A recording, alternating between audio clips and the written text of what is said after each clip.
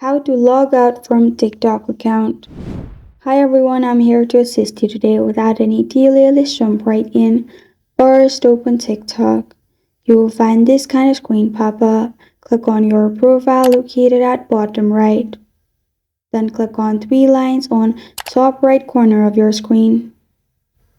Click on Settings and Privacy, which is at the bottom.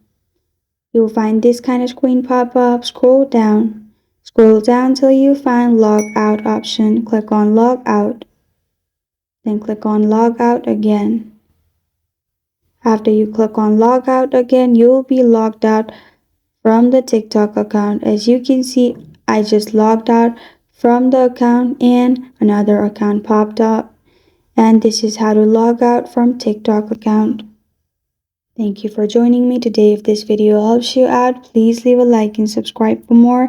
Got a question or want to suggest a topic? Comment below. Thank you for watching.